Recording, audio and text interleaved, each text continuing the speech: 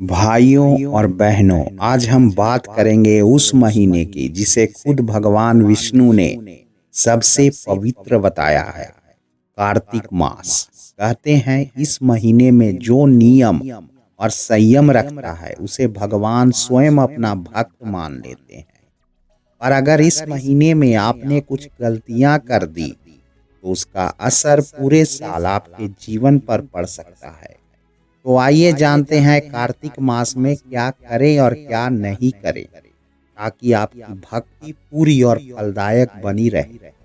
हिंदू पंचांग के अनुसार आश्विन पूर्णिमा के बाद जो मास शुरू होता है वही है कार्तिक मास। यह महीना भगवान विष्णु और देवी लक्ष्मी को समर्पित है।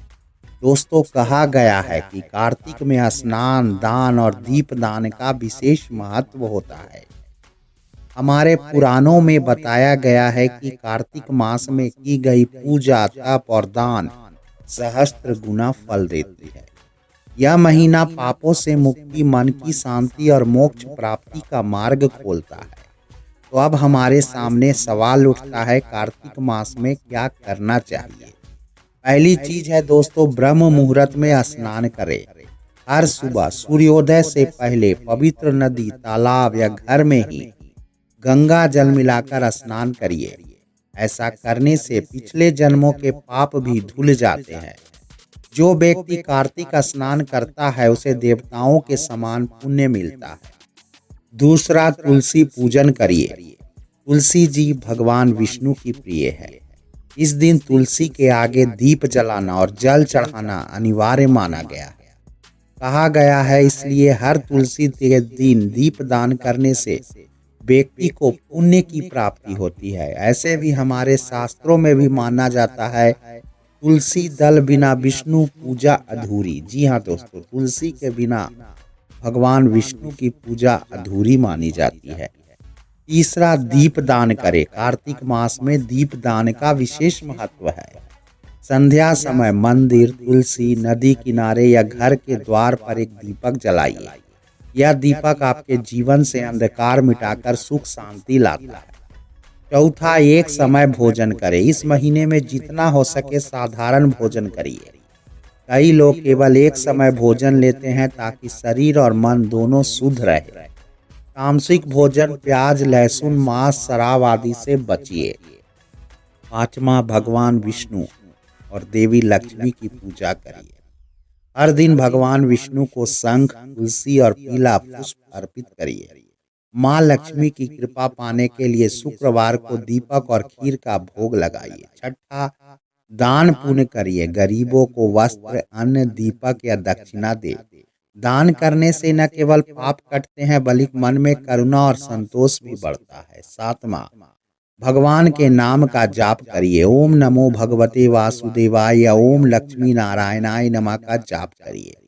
रोज 108 बार जाप करने से आत्मा निर्मल होती है और घर में लक्ष्मी का वास होता है।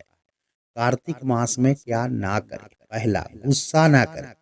इस महीने को संयम का महीना कहा गया है। गुस्सा करने से पुण्य नष्ट हो जाता है और मानसिक शांति चली जाती है।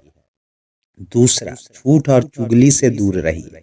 कार्तिक मास में झूठ बोलना, दूसरों की निंदा करना या किसी का दिल दुखाना बहुत बड़ा पाप माना गया है। तीसरा, लहसुन, प्याज, मांस, शराब का सेवन ना करिए।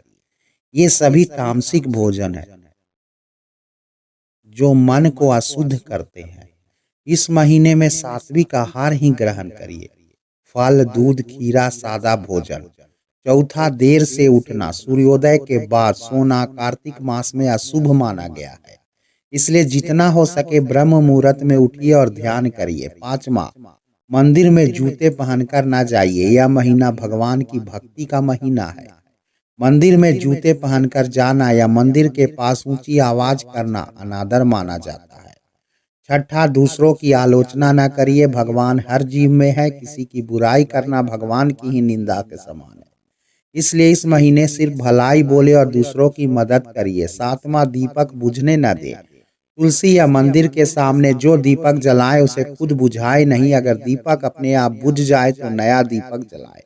यह शुभता का प्रतीक है।